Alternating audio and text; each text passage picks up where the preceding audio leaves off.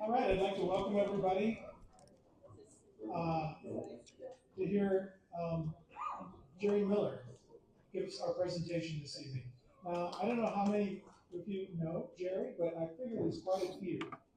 Uh, and so we have a nice turnout tonight. I'm really happy for that. And uh, I'll tell you that Jerry is the owner of Hall of Frames, a frame shop that's in Fairview Heights. And this is, I think it was Brenda or maybe Linda said, you got to ask Jerry Miller sometime. And I thought, why haven't I asked him previously? I mean, Jerry, it turns out that this is kind of an opportune moment to have him here because his studio and frame shop is celebrating its 50th year in business in 53.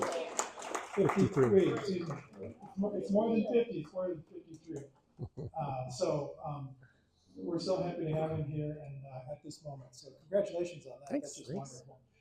And you have touched so many lives with your teaching and with your business and just the kind of genuine person that you are. And I have some other people that want to give you some tributes too before we start speaking. Okay, sure. So I'm going to call on Brenda right now. Oh, God.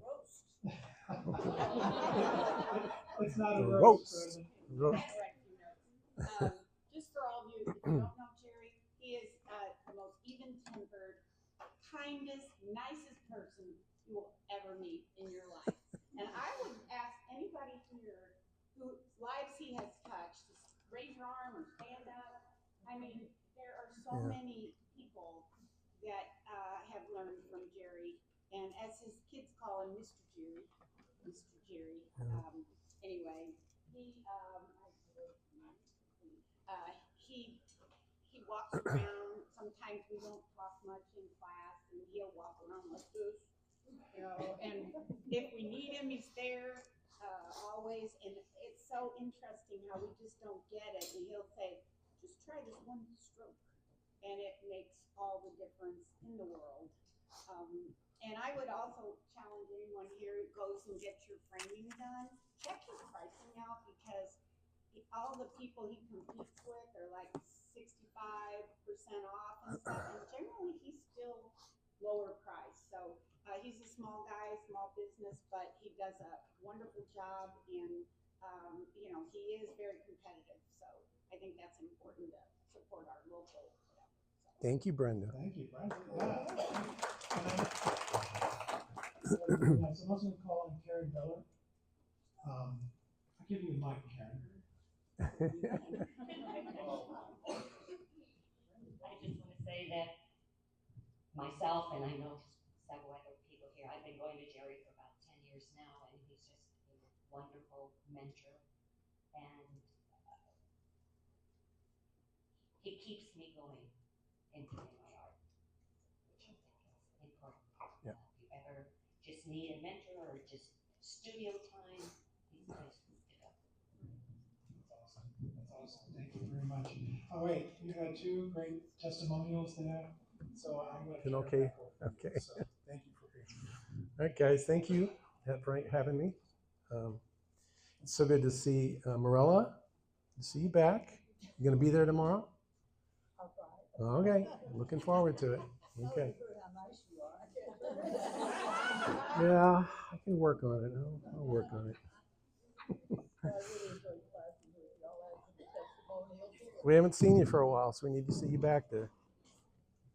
All right, guys. So, 53 years of business, pretty amazing. Kind of talk a little bit about how I got started doing this. So I started when I was about 19 or 20 years old, getting serious about framing, or not framing, but artwork. And like many of you, maybe, how many people know Bob Ross? Worked with Bob Ross stuff a little bit in the early days. And I was, looking for something awesome, and wasn't much in the books I was looking at. And so I found Bill Alexander books and Bob Ross books, and they were something, and of course the TV show, and it got me going. I can do a painting in a short period of time. That was awesome, So it really helped me jumpstart me a little bit and get me going in the art thinking,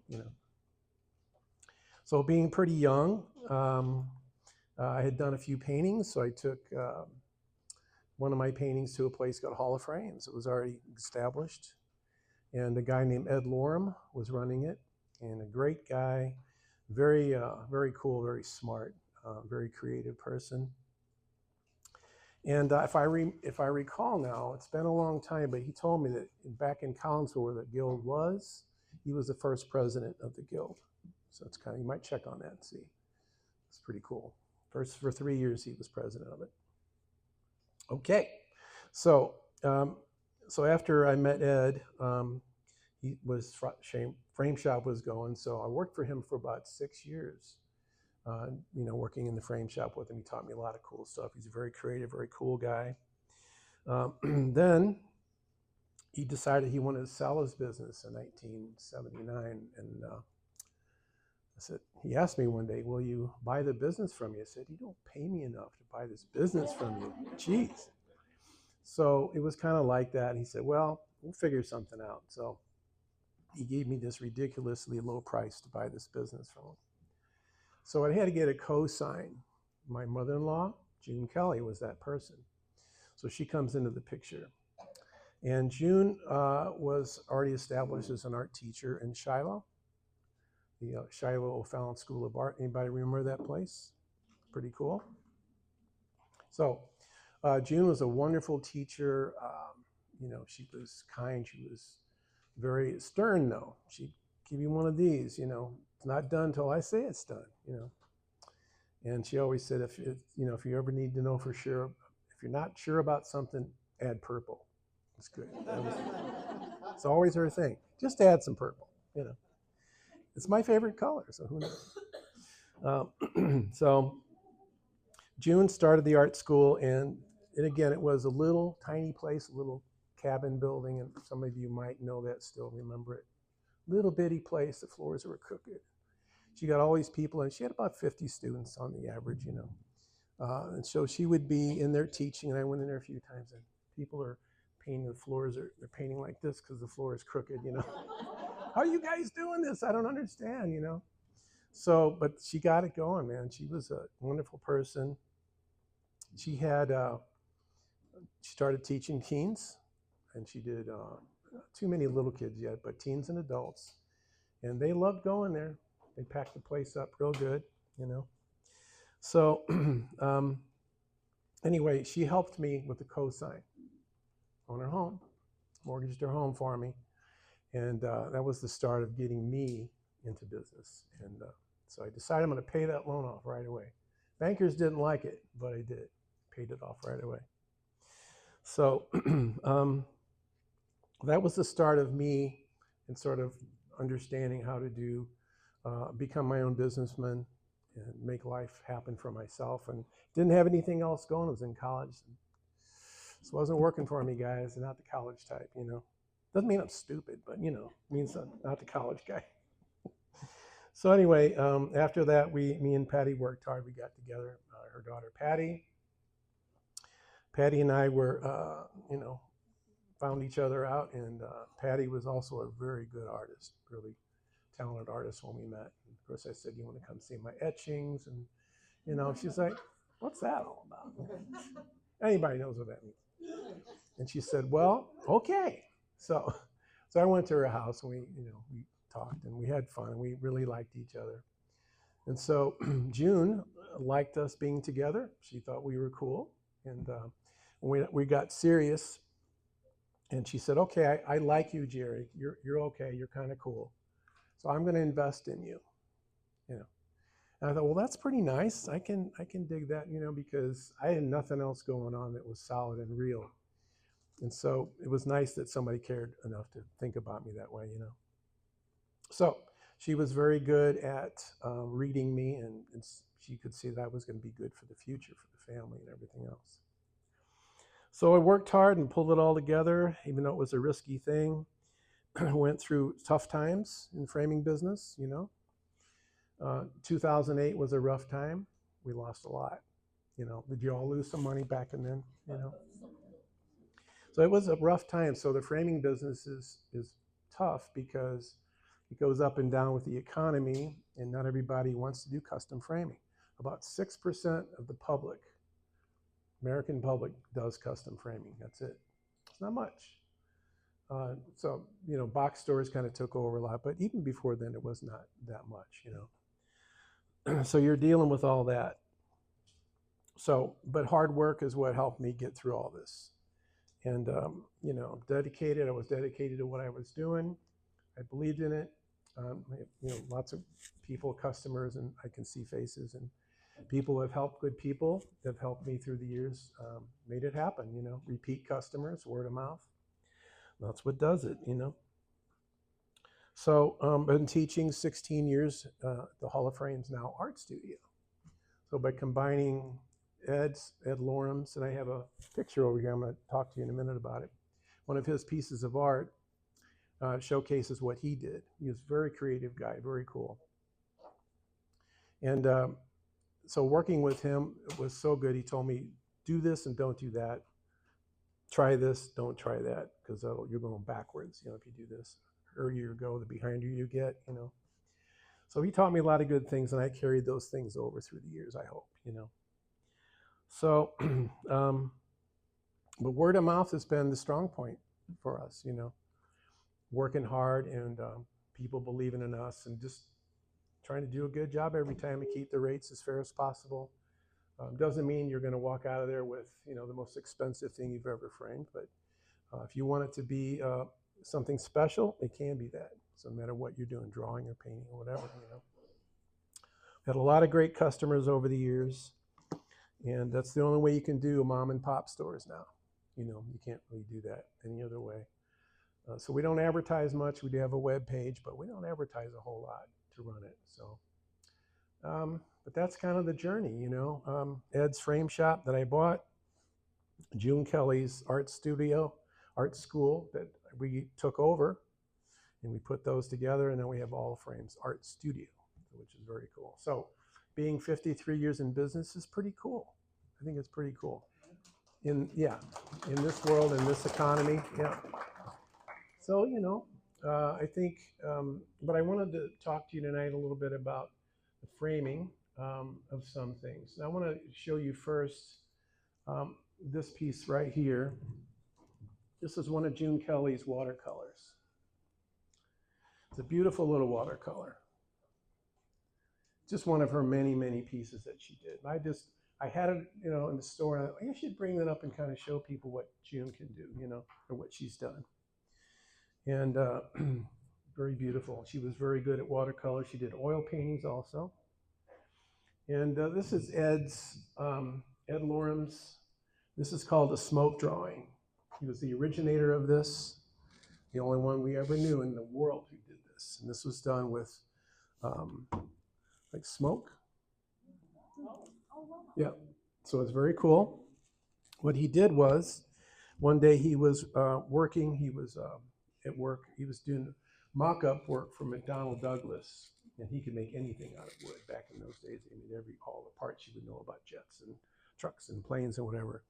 He made them out of wood. So his creative character started there. And then one day he's working on something, and somebody had a torch, and on the side of a car, he made this little flame, soot flame. He went over and made a happy face in it. It's like, oh, that's interesting. That's cool. So he went home and he got a torchy thing, whatever the little lamps burn, with a wick. And so he got that, and he said, I'm going to try something. So he had a piece of mat board, because he's framing, right? So he took the torch and he did like this on that paper, and that's what you see here. It's just beautiful. It's so natural and organic looking, And I'll show you guys too. So I just think it's one of the coolest things I've ever seen.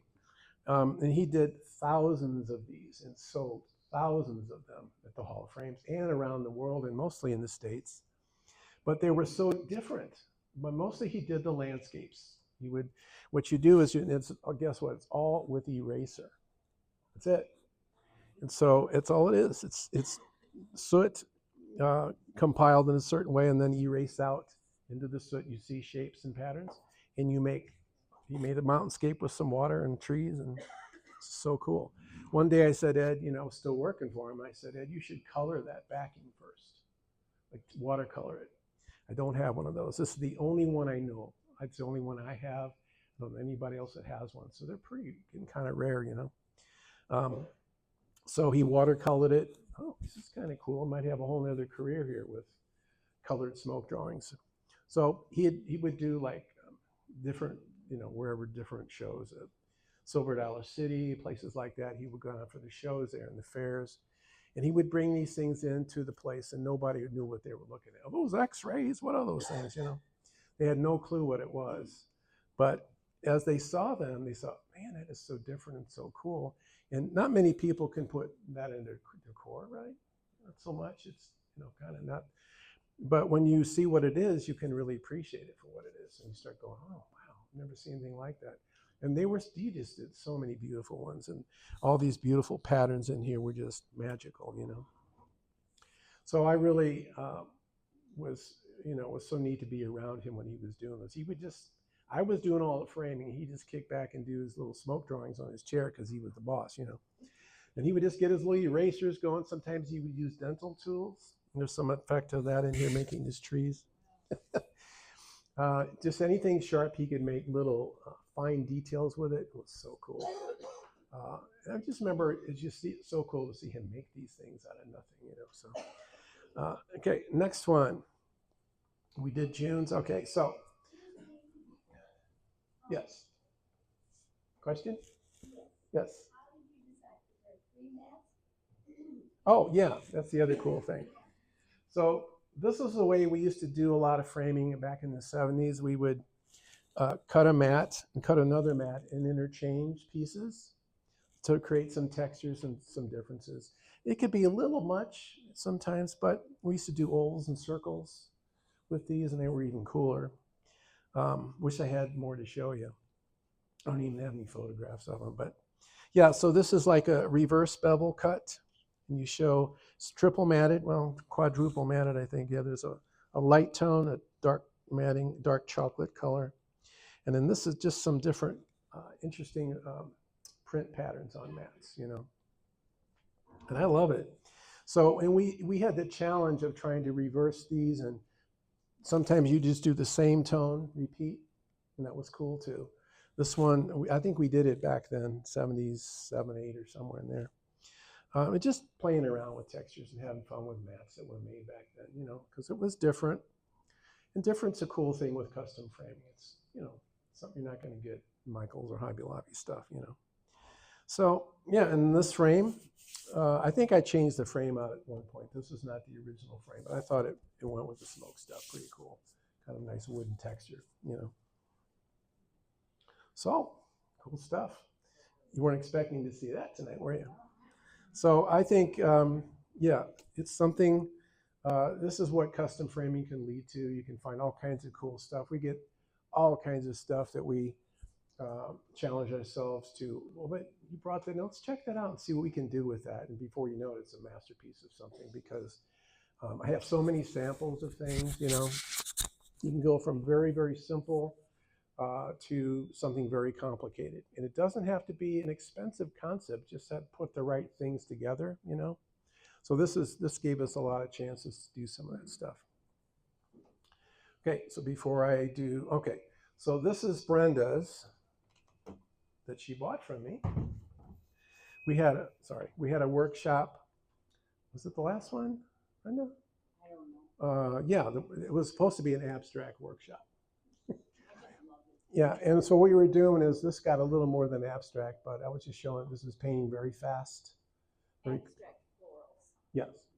So this one got a little tighter, but I still liked it. I said, I think I'm going to leave it. I didn't want to get it to where because sometimes you do one or two more brush strokes and screw it up completely, So this is where I said, I'm stopping. It's okay. You got to learn how to stop. Yeah, the key is to do that. And so Brenda was ironing it for a while, and it was on the wall at the shop. And first I didn't have a frame on it, and I don't usually ever paint the sides of my canvases, but this one I painted black, just so I could show one in the store that was not framed, So what I did on it, there's a lot A lot of abstract patterns going on in here. Very loose, a lot of cool loose painting technique in here. Very quickly done. This, I'll turn it around too. So this was done in just like 4 or 5 minutes, this whole section. Just using a big brush, not worrying about getting it to where it had to be an exact vase. It had to be a super cool, shiny vase, though I think it indicates some of that, you know. Let me move it out here a little bit for you guys. So this was done quickly. I think I tidied it up one time.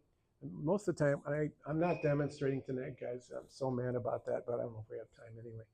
But I love the canvas, not the canvas, the sandpaper board I had prepared, I left it. Everything else, I left that. So I'm sorry about that. But there's a lot of beautiful single strokes in here. So if you really want to look at something that's on the loose side of brush strokes, and there's a lot of abstract patterns in here, I really love doing it. When I get in a groove, when you get that groove going, you get that brush, that paint working just right, then you know you got it going. Another thing I would like to say about painting, there's a certain way when you get your paint. I'm always telling people, you stick your brush down in your palette and there's a tug on it, that's when your paint's right. So you're not just moving like this, and get that paint down in your paint and you tug it, and the brush and the paint are harmonizing, and you just take that, and then you know you're ready to put that on the canvas. So that's my thing I've learned a lot. So I think that's something I could pass on to you guys. So if you guys can see that, okay. So I really enjoyed this. I'm glad Brenda has it. Should have charged her more, but hey. Is it oil? Yes. Well, actually, no, this is actually acrylic. I did the whole series on the abstract series with just acrylic. I challenged myself. I don't normally do that, you know. So I thought, acrylic, you know. But I think I used a nice grade of acrylic, maybe some Goldens and different brands like that. But you know, it's nice and bright. It's crisp and it's got a nice, good feel. It's color-wise, you can see it's pretty intense with the other pictures that I've done. It looks great in my studio. There you go. Jerry Miller. Oh my gosh, yeah. So I don't really sell too many, unless they commission or something, but I keep most of them. So this is one from a series of paintings that I did that was working on, you know, sort of metallic, trying to do something metallic-y, and you guys see it there. Trying to get things to look shiny and what's around it and how do you get that to work. And it's a pretty cool thing. You know, my background colors are somewhat muted, but I wanted the container to have a nice shine to it. But you can see the reflections in it are pretty cool. And, you know, so that was a challenge. So we did a series on that, a workshop on that, and I really enjoyed that because I had never done it before. Years ago, when we started the first workshop, people said, can we do portraits? Yes, so never did a portrait. Did portraits for that series. So I pick up quick, I guess. But that was cool. So I challenged myself. You know, if I need to do something, I do it, you know. So what I like about it is, in this picture, I like the reflections. I think it's pretty cool. The fruit is pretty cool. I like the grapes a lot. So I think you challenge yourself. Sometimes do things you don't normally do. Say, I'm going to do this, and no matter what, you can only, you know, waste a canvas or a board or something, you know. A good size, that's a good size to paint on a regular basis, I think, you know. And again, in the framing, I want to talk about that too. So the framing of this is designed to, I think it's about the perfect framing you could put on it, because it picks up the dark in the container reflections, you know. You got the darks here, and there's like a sort of a muted silver pattern here, and then the white liner just kind of brings it out a little bit. Now you can frame things, you know, you can do 10 ways to frame something, and you'll maybe like 2 of them, you know. So for me, that was my brain said this is a good way to go. I just think the white liner would be maybe not so white, but you know, it's what you have, and but it still makes everything kind of pop out real nice. So again, if this is sort of designed to be that tugging brush thing. So when you put your brush down, you know, you're not doing a lot of this and smeary. And so every stroke in there was done that way. So, and it kind of led me up to the one Brenda has in a way. So every stroke is like this. There's nothing in there that was polished in blending. So, and I found it to be a pretty good way. You know, up close, it's got a looseness to it. It really is cool. Sometimes when you're trying to paint realism, you know, and if anybody does that, it's wonderful. For myself, it's very lengthy to go into that, Kim. Anyway, so you know, it's wonderful. If you love it, and you do it. But for me, over the years, I've kind of graduated a little bit away from that more. I mean, I love this, and I have a bunch of these at the store, and this is stuff I'll never sell. I just, you know, it was from a time period that I liked, and you know, I just enjoyed it. So it gave me a chance to put different fruit pieces down, and Linda Grahal is working on a piece right now that's going to be pretty amazing. That's going to be very similar because she brought some of her stuff in. It's very similar to this kind of idea, and we did a still life, set it up, and took a picture of it and printed it. It's going to be super cool. Jerry, Yes. the framing is very elegant on that painting, but I wanted to ask about the painting itself. There's some really rich, deep, dark colors in there, and in order to get those, do you use any black at all? If I make black, they all know I don't use black. But if I create my own blacks and darks, yeah, so this is not actually using any black at all.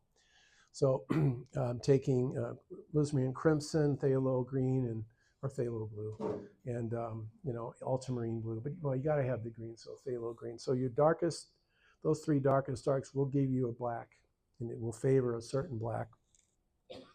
So if I use black, and it's true, that's what I want to do tonight, is kind of show that, dang it. But anyway, the darks in here, and when you touch it with other colors and you mute that black with a little orangey, it gets more of a flat ivory black. That's what it'll do eventually. But that's a matter of just continuing to get that brush on there and pull. One more paint and pull, and then hold back, because there's a lot of smooth strokes in there also. But the goal in this was not to be picture perfect. It was not to get a small brush and, you know, for myself, I just kind of got away. But you can see all the brush strokes in the cloth, simple brush strokes in the grapes. So that was a challenge, you know, because it's not the easiest thing to do, to paint like this. But I did about 6 or 7 like this, and there's a couple more I wanted to bring. That's too much stuff. But and again, the frame favored the painting really well, I thought. There was a bronze framing that I did. It was similar to this layout, but a different vase and some fruit and some cherries. It was cool. So, you know, the subject doesn't matter, but as long as you can harmonize and marry up your painting to your frame, it works really well. But yes, on the coloration, the colors that I use, I never get ivory black out. I might do it for my students a little bit. Mr. Jerry, where's the black at? We're not using black. So I confused a little girl today. Oh, she's 13, but she said, I said, how do you make orange? Well, I think those two. Okay. Now how are we going to make brown? Okay, so what did we put in the orange? A little bit of blue. Okay. I don't think so. And she's mixing, it gets thick enough, and oh, there's brown. Okay, yeah. So color mixing is also quite a challenge, you know, for anybody, you know. Yes, you had a question? Ultramarine blue. Yeah, ultramarine blue, phthalo green, and Lismarine crimson. It'll give you a beautiful, very deep, pure black, as opposed to ivory, which is cool. I never say don't use any. You can use any color you want, but learning colors. If you want to learn how to make your colors, those three will make very good black. And if you want to go brown and you ease up on the green and blue a bit, push that crimson a little bit more, you know. And then you start going darker brown and add some cadmium red, And I don't, again, this is just my way of thinking on how to create colors for as an artist to paint. It's similar to watercolor in a way, but watercolor is very light and layery, but you can use the same concept. You know, when you're trying to create these colors, you just have to be patient with it. You can't just jump in there and go, I don't get it, it's not working. You just have to keep going, challenge yourself. When we do the workshops, Karen doesn't like this. What is the first thing I always give you when we do our workshops? Just for color. The little swatches. Oh, yeah. So we get swatches from the hardware store, and they're the weirdest colors you've ever seen. I'll give one to each person and say, now we're going to create that color. I'm going to mount it on a board so we can check the color and go back and forth. And then the first time we did it was a little rough. It was a little tough. They can be the very soft, pale pink or a strange little green, or, you have so many swatches when you're painting your house, But that's a challenge. Challenge yourself to make colors. Challenge yourself to say, I can make that color. I don't care what color family it's in, I can make it. And that's challenging. And if you want to get it right on the button, you're going to work a little harder, but it's cool. Then you don't have to say, well, I don't have that color. Well, you can make it if you got the right colors. I use primary colors. Brenda knows. Yeah, and mostly red, yellow, blue, but phthalo green jumps in there because you want to make Caribbean beautiful waters. You got to have that color. The standard set won't work. So there's a limit to some of the colors that you buy in the store. So there's a limit. So I always throw phthalo green. It's pretty much the main one you have to get besides red, yellow, blue, and titanium white. And so those colors are your mainstay. And then you can buy every color you want, but I always challenge people to create their oranges and make their greens and purples, So I teach the same way with my kids, and the kids are learning. I got some kids that, bam, they got it right off, I tell them how to make this color, Okay, so the one in the background here is one of my favorite paintings I've ever done. It's very loose, and it's something about it. I don't paint roses to make a perfect rose. I don't try to make a vase a perfect vase. The idea on most of the stuff that I do is like a painting experience. I want the painting to feel it has something to it, Because I can look into this painting. This is 10 or 12 years ago, I think I did that. And when I look at it, I go, dang, I like that painting. And there's just something about it, there's these rich, and I love doing this stuff a lot. My background, so that same plushy feel. And when you get that tug on your paintbrush, it's just there. And if you're skipping, you need more turpin or some water or something. If you're doing. Can you take down that watercolor so we can see? Oh, yeah.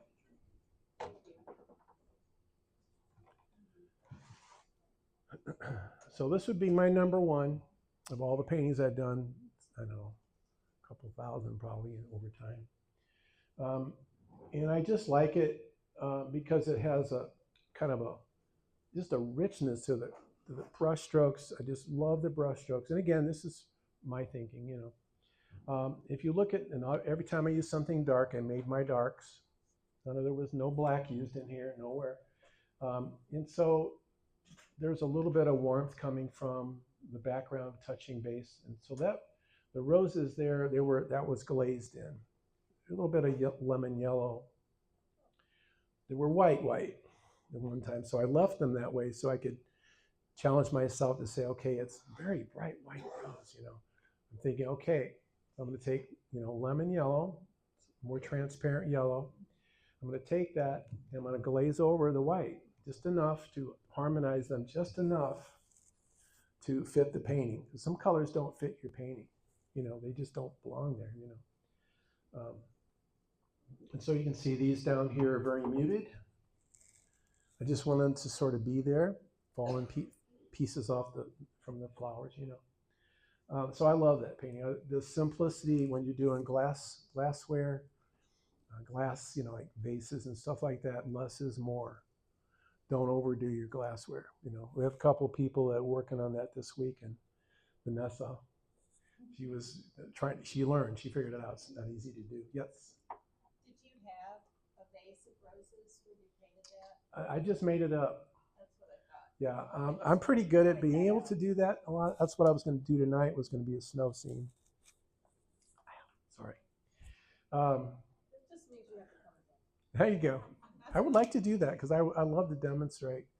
And even those guys and my students, they don't always get to see that very often unless it's a workshop because I'm busy going around the tables. But yeah, so there's a lot of cool stuff in here that I'm amazed by that I actually did that painting. So that's when you feel you've got a pretty good piece of art that you've done. When you feel, oh, wow, I did that, And then the last one, this painting is brand new.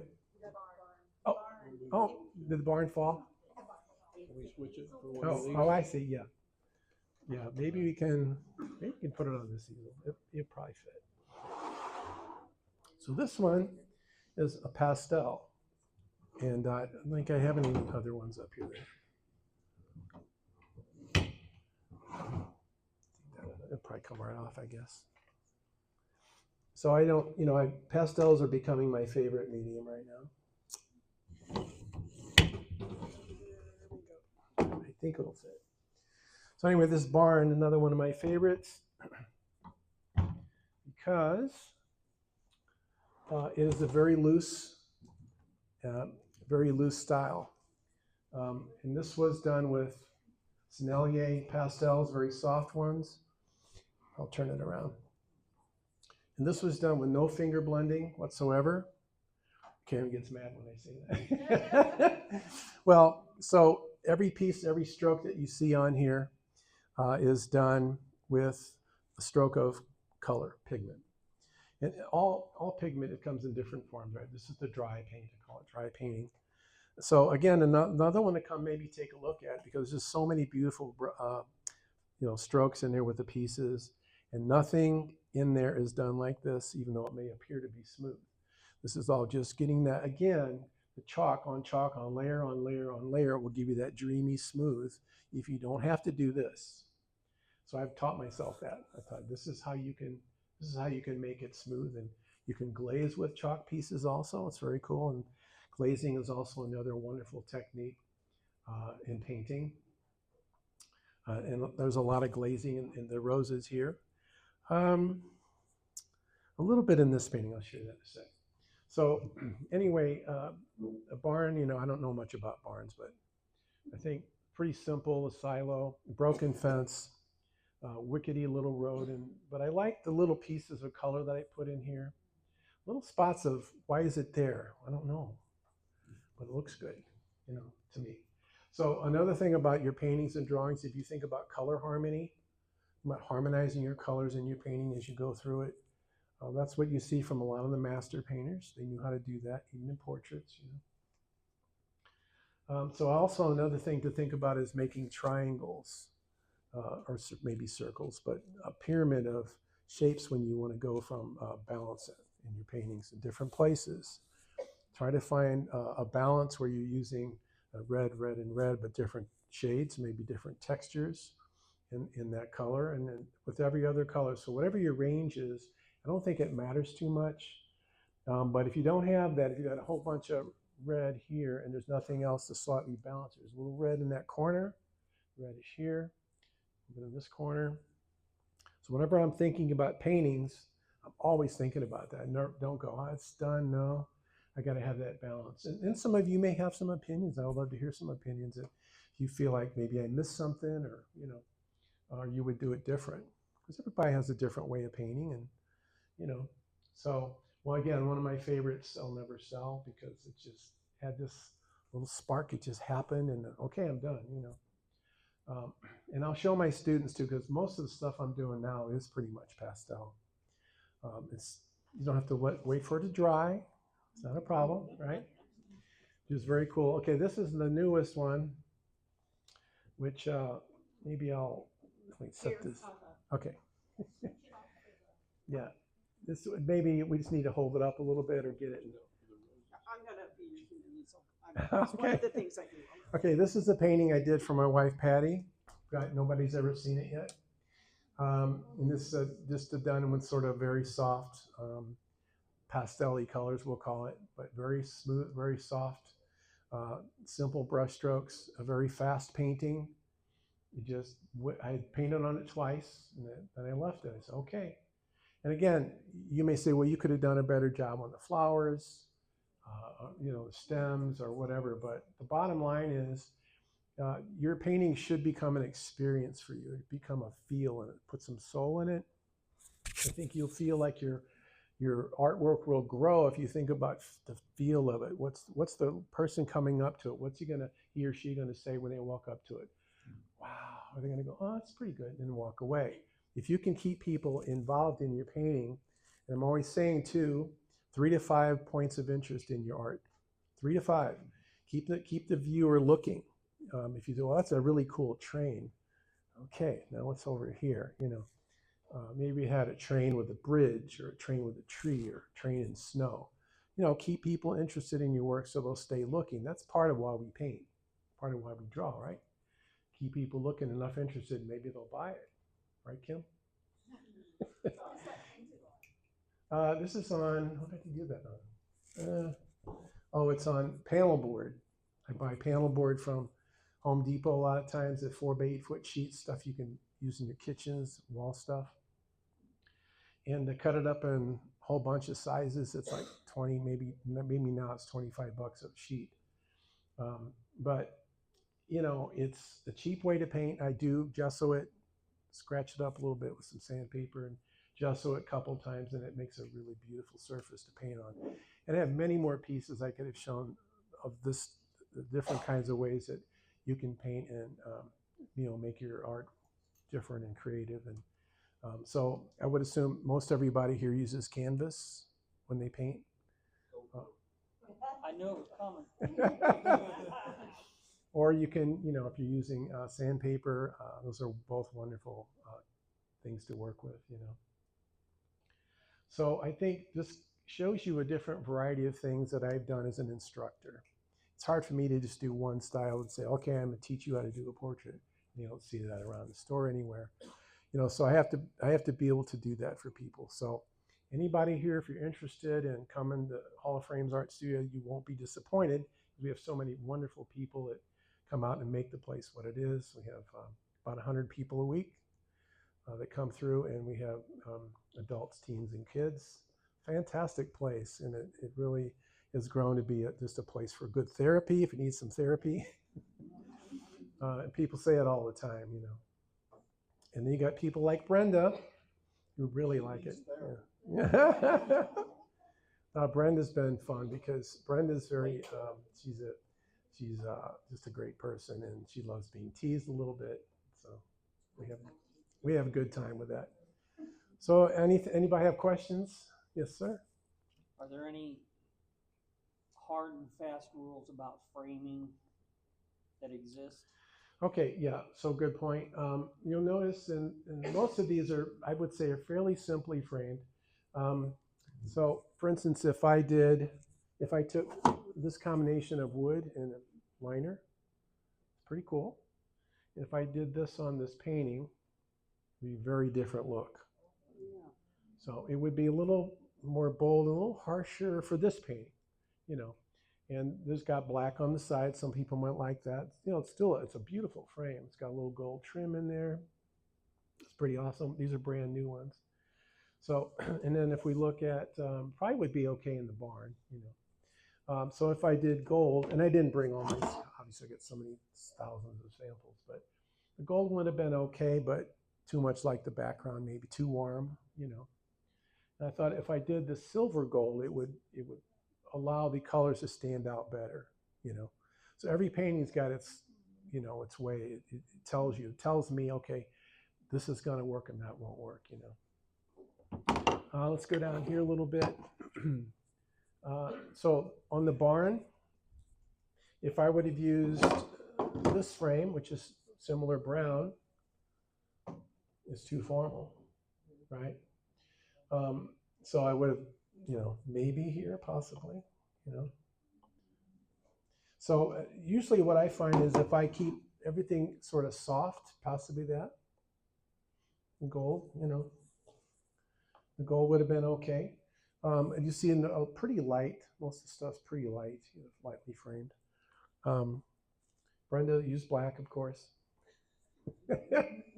and all, and Karen Miller loves to use black frames, and they work so good for her, and they're beautiful. Karen's done a wide range of framing over time, and certain things work, and certain things sell. So if you're trying to sell stuff, you got to find out what the public likes. You don't want to go out and put a purple frame on everything. Well, the public's not going to like that. And then I also have, matting. If I'd put this, it's a cool suede green mat. There's a little bit of that in the painting, but it would have been too much green, right? So there's different ways to approach. Now this one here, the barn was done to simplify and not to double, triple mat it. One of my instincts would be to put a red mat under this mat. This is a linen mat, which is kind of rustic-y, better than a slick mat, I think. So that's why I chose it. And lately, I'm going to more simple choices and not double matting, triple matting. Single matting, once you get used to it, it's pretty good. It works pretty well, because I could have done a lot more. In the old days, we'd have been triple, who knows how many mats. One lady came in and we reframed something a couple months ago. And back in the 90s, early 90s, the frame was this big, and it was like 7 frames stacked together.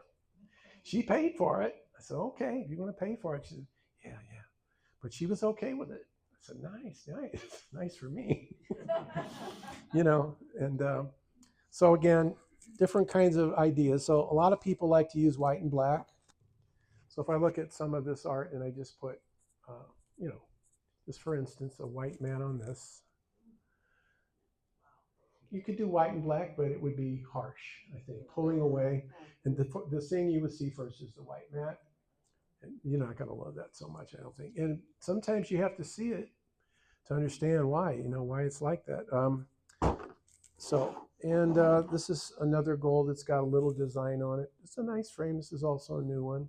A little carving on it. It's a different shade of like an old gold. It's not like a slick and shiny gold. So these are kind of working their way back into framing. And then again, here's a small barnwood frame, and we use quite a bit of this stuff. People like rustic right now. It's pretty cool. Like a medium gray and with barn texture. So that works on a lot of things. Is that what's kind of popular now? I was curious about. Yeah, it is, because people are still okay with rustic, but simple, and this is a couple shades. We had black and gray, and there's some tans and reddish tones, So I would like that frame on your little flower picture. Yeah, so you could do, again, 10 people would probably frame it different, different ways. And that would get a different feel. This has a soft elegance to it. I think we would call it like a soft elegance. It's not busy, but it's soft enough to allow the artwork to jump out first. That's part of it. That's really the big key of it, is trying to make the art stand out first. And then there's a discussion about what will go in my home, right? Everybody's like, well, am I okay on time, guys? Okay. If people say, well, that won't go in my house. We've heard that for years, and most of you will say the same thing, that art piece. I'm interested in you to go to a gallery, you go to a show or something, or you're on vacation and you see a piece of art. Honey, that's not going to go in our house. Just don't even consider. And that happens a lot. Okay, we won't buy it, And so sometimes you can go in between. You can go in between a little bit. If I sold this to somebody who has a real high contemporary home, it's kind of on that side a little bit with simplicity and the non-black or deep brown, kind of a look to it. So this has a more subtle approach to it. But if you're in a really modern, slick home, you're gonna probably go for more of I did bring a simple black. It's a real simple black, which a lot of us have used. A lot of you might have used it for a lot of your paintings. That's the flat finish. And then there's also a frame that's fairly simple. That's a black with a few grooves in it, which adds a little more interest if you want a little more design. So, but I think if you're an artist and you're thinking, How am I going to sell my artwork? Will it go in their home? Well, it's kind of a thing to think about, right? If you're trying to sell your work, and I'm always saying to certain people, I say, well, like Brenda's really done well. See, now I'm picking on her. It's okay. I'm holding back, trust me. So if you're looking at something and you go, okay, I like what I did, but maybe it's not a current trend. Maybe this isn't going to work in people's homes right now. Maybe the colors won't. Like there was Terry Redlin, Jesse Barnes, Thomas Kincaid. You guys know those names a little bit. Those guys did work that probably none of that stuff would really go in their homes, anybody's home, but they sold it because people loved it. They got lucky on that one for a long time, I think. They just said, well, Kincaid, I got to invest in Thomas Kincaid. And his work is actually quite beautiful. I really think an amazing colorist. And if you really, since he's not here anymore, if you really go look at his work, really look at it, it is really pretty awesome. He was one of those cutesy guys, sweet and kind of cutesy colors and stuff like that. But for what he did, I don't think the guy made many mistakes. I think he just painted and it flowed. It just happened. So there's people like him who have made a fortune, over a time period, selling his artwork. And that's what we all kind of want, right? And if you're honest, well, I'd like to sell a bunch of those. Yeah, I'd like that $1 million, sure, But those were lucky guys. They were in a certain time period, and people said, I got to have one, especially Kincaid. I mean, the guy, they almost wanted us to be a Kincaid dealer one time. And I said, no, I'm not going to do that because I know what's going to happen. So anyway, there's all that world of art out there. And if you guys are trying to fit in and trying to sell, just do your thing, though. Mostly just do what you want to do. Do what makes you happy. Yes.